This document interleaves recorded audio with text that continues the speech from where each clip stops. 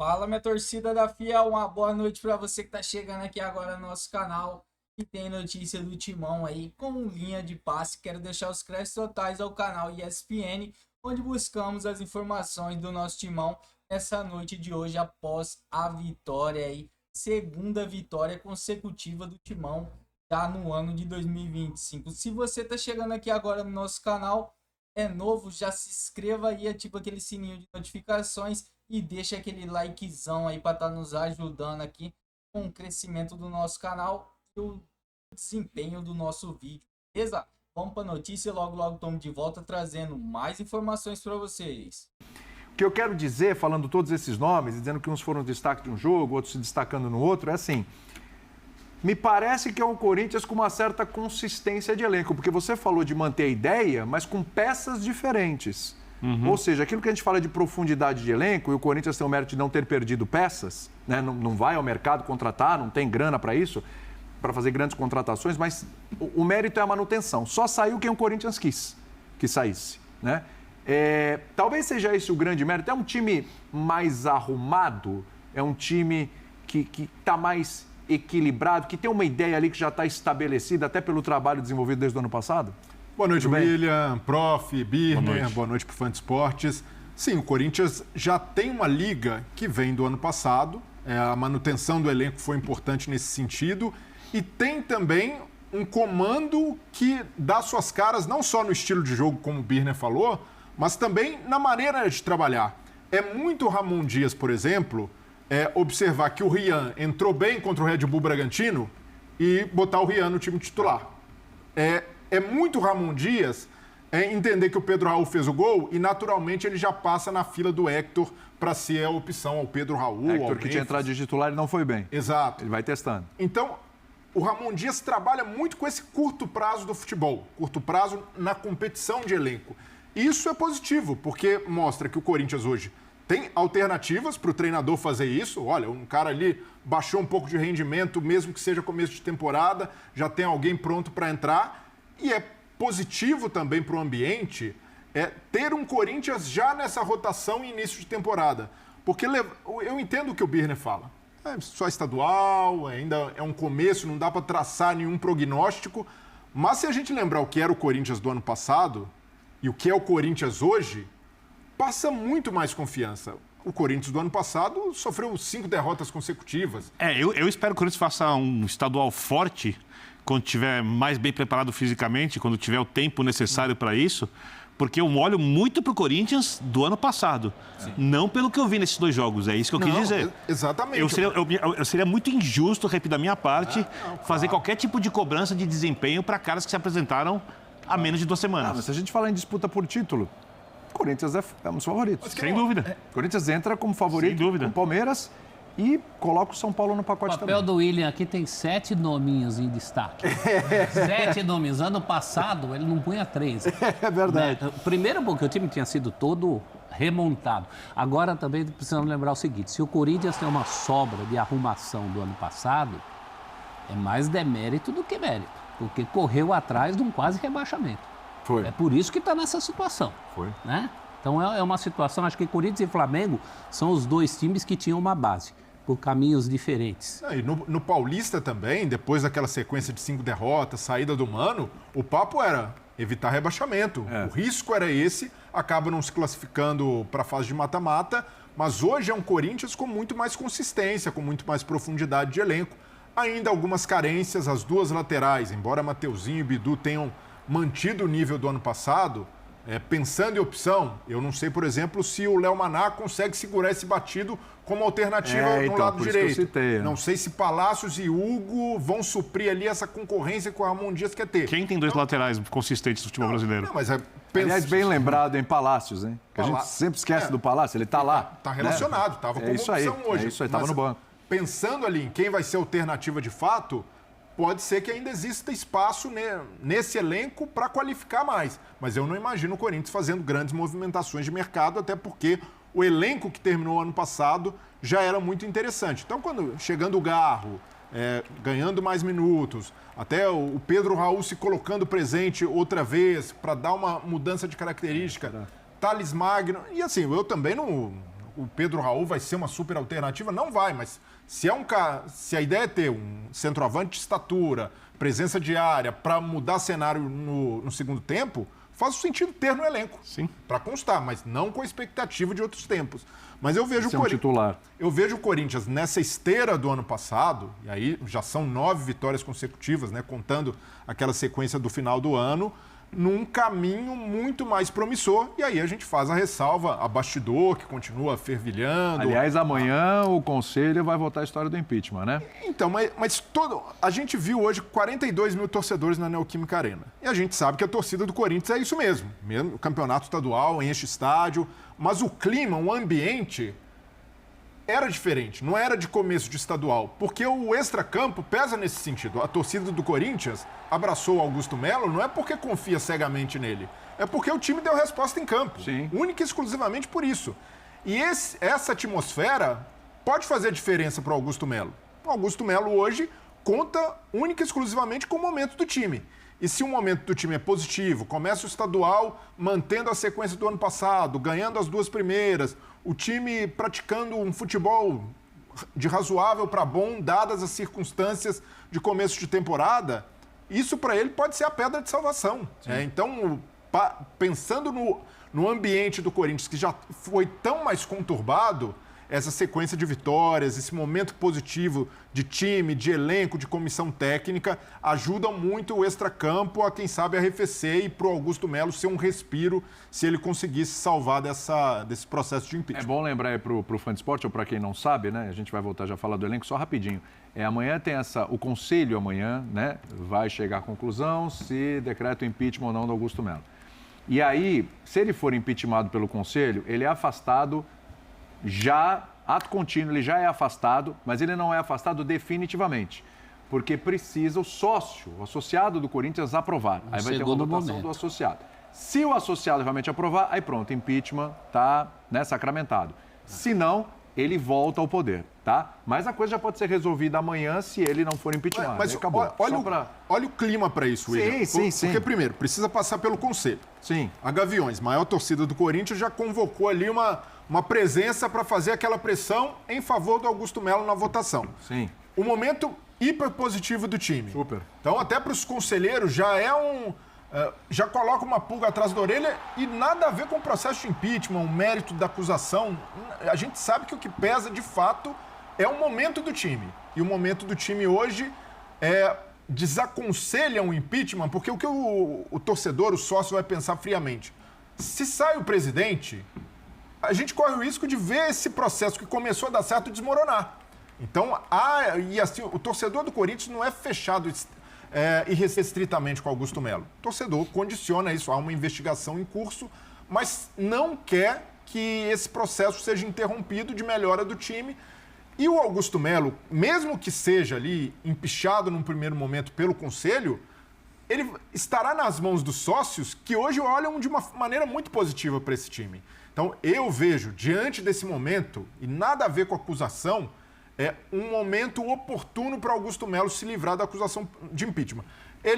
O discurso dele é de vítima ali, que está sofrendo um golpe, mas ele tem muita responsabilidade em ter se colocado nessa situação. Não é normal que um presidente, no primeiro ano de mandato, tenha 11 diretores que pedem renúncia do cargo, que debandem da gestão. Recentemente. Então, isso daí é um fato que politicamente o fragiliza muito, mas, por outro lado, ele conseguiu organizar a casa no futebol e o futebol pode salvá-lo nesse momento. Então, é um ambiente perfeito para o Augusto Melo ter como argumento para os conselheiros e para o sócio. Sim. Que ele merece permanecer. O momento é oportuno para ele, mas é oportunista para outros também. Sim. Porque é isso que pega para a torcida, é o sentimento de que não é que tem uma frente de moralização no Corinthians, é gente querendo o poder de volta. É isso que está incomodando. E vale lembrar, quando a gente fala o torcedor com força política, é a Gaviões, que é a principal torcida organizada. E a Gaviões já se manifestou dizendo que apoia o não golpe, como eles chamam nesse momento, mas que se aparecer coisa na justiça, aí eles se voltam contra a administração do Melo. Eu acho que essa é a visão mais correta dessa história toda. Tem momento para tudo. Sim. Vamos tentar organizar esse meio campo do Corinthians aqui, porque vamos lá, primeiro jogo Alex Santana, de primeirão aqui, na volância, como diria o outro. Charles, que não foi tão bem, mas tudo bem. Essa coisa do jogador não ir bem até começo também de temporada.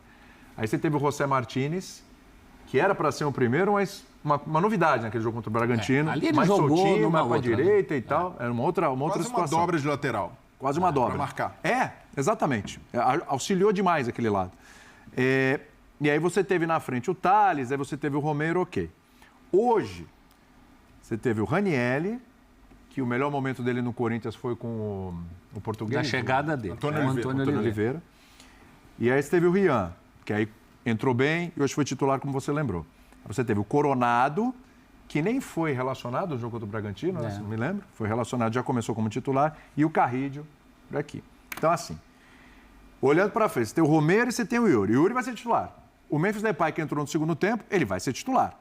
O Garro, quando tiver condições, ele vai ser titular. Eu acho que são 3 peças, num primeiro momento, intocáveis.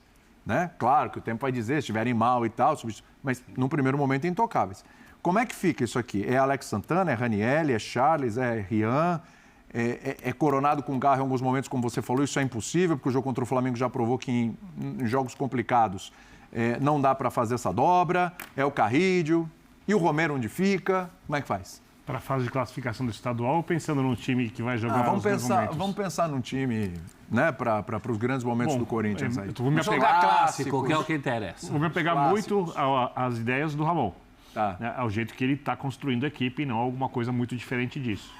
Né, eu acho que joga o Alex no meio campo, o Carrilho é intocável para mim. Primeirão ali o Alex. Carrilho para mim é intocável. Carrilho intocável. Tem mais um intocável nessa direito para mim é quase, a não ser que caia muito de rendimento, aconteça alguma coisa, é muito acima da média para fazer o volante que apoia do lado direito, se comparado aos outros jogadores. Tá. Do lado esquerdo, aí eu tenho alguma dúvida. E eu daria no campeonato estadual muita rodagem para o Rian, porque é um jogador jovem, se adapta bem, né? É um jogador que é muito voluntarioso.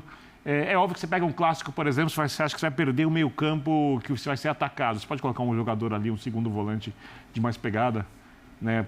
Para fazer isso, mas estou me apegando ao. E daí para frente, não tem erro.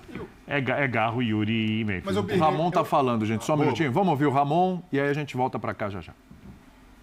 Ramon, Emiliano, boa noite. Pedro Ramiro, da Rádio Bandeirantes.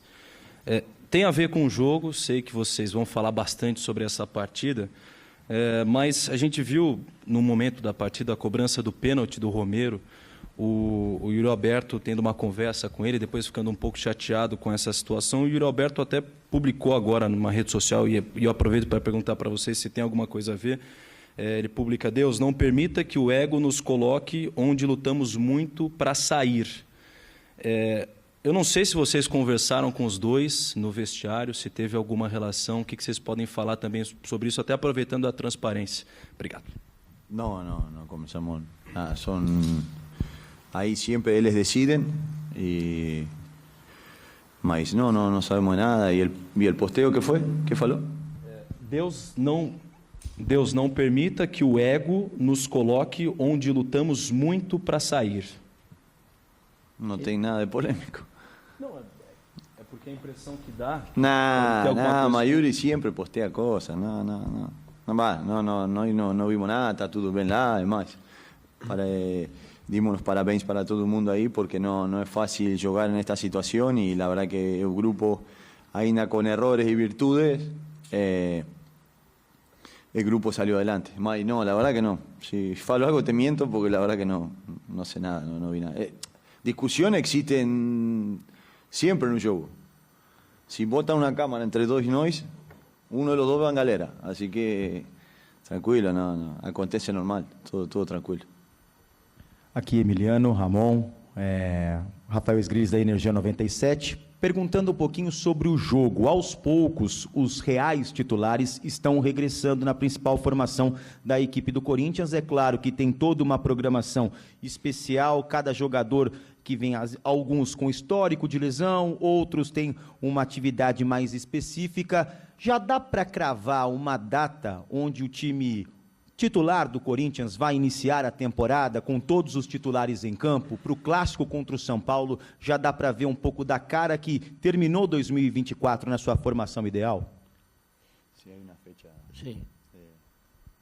Sí, creo que tienen que entender que hace una semana que estamos trabajando y ya tenemos dos partidos importantes. Primero con Bragantino y hoy. Y para nosotros sí sabemos que para el club, para los jugadores, es importante tratar de ganar. Más allá que los jugadores no están al 100%. Nosotros por eso estamos administrando los esfuerzos con los dos equipos y es muy importante que el equipo no tenga lesiones para poder seguir trabajando. El equipo va a seguir creciendo con el tiempo de trabajo, con el tiempo de juego. Sí que sabemos que jugamos nuevamente del local y seguramente vamos a darle descanso a algunos jugadores y otros van a tener que ser protagonistas, que también vamos a intentar ganarlo. E contra el Clássico seguramente vamos a poner lo mejor que tenemos.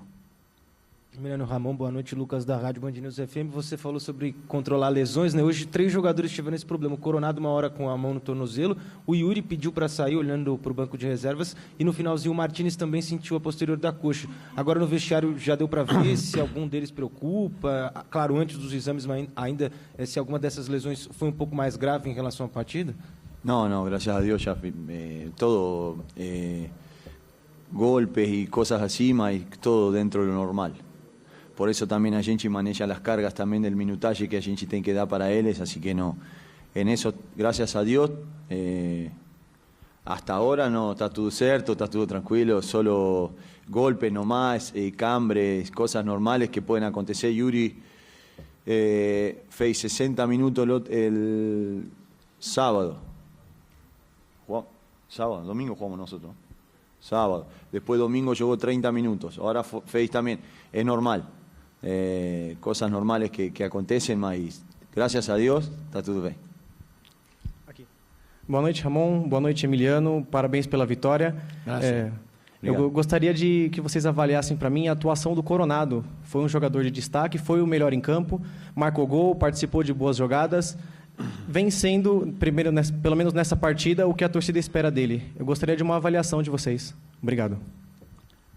Primero que tenemos la alternativa de él que realmente puede jugar en esa posición.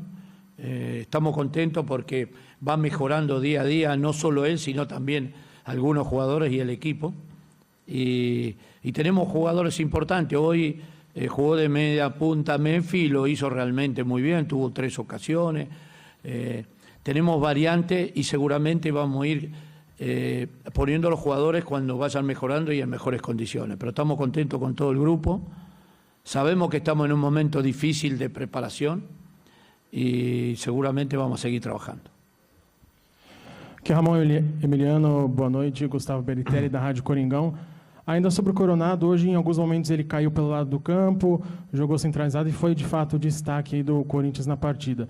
Imaginando um retorno em breve do Rodrigo Garro, vocês têm uma pretensão de colocá-los para jogar juntos? A gente viu muito essa questão na temporada passada, se eles podem ou não jogar juntos, e fazendo isso, se o esquema que vem sendo usado com 2 atacantes, eles conseguiria ser mantido para o restante da temporada. Obrigado. La verdad que no escuché nada. No sé, aquí no se escuchó nada, se escucha todo muy... Oi, me ouve? Me ouve agora? Um pouquinho mais atrás. Aí está. Assim, melhor? Aí está. Hoje o Coronado foi o destaque da temporada, da partida, e como vocês já trouxeram a análise, ele em alguns momentos caiu pelo lado do campo, às vezes caiu mais centralizado. Imaginando que ele venha ter essas oportunidades enquanto o Garro está fora, mas que o Garro volte à equipe em breve, vocês têm a pretensão de colocá-los para jogar junto? Existe essa ideia? Foi uma questão muito falada na temporada passada, e se isso acontecer, dá para manter esse esquema com 2 atacantes, esse 4-4-2? Es que la verdad que estamos contentos con Igor, que fez hoy un buen juego. Y después la temporada va sabiendo. Hubo juegos que jugaron los dos juntos cuando a gente tenía que entrar más por dentro. Igor es media punta, para nosotros siempre fue media punta. Garro es media punta y van a tener que implicar ahí el que esté mejor va a jugar. Y cuando podemos usar los dos juntos, pero hasta ahora ganamos 12 juegos con una media punta y dos centroavantes. ¿Você quiere trocar? Y entonces, estamos bien. vamos a ir buscando a medida que van pasando a veces tienen que enfrentar Chimi que por ahí piden otra cosa, por ahí podemos jugar también, mudar eso, mas hasta ahora va estar tudo certo y han jugado jogos juntos, por ahí no de inicio, mas tenemos jugadores de mucha cualidad que todo el mundo puede jugar, así que estamos muy contentos con eso.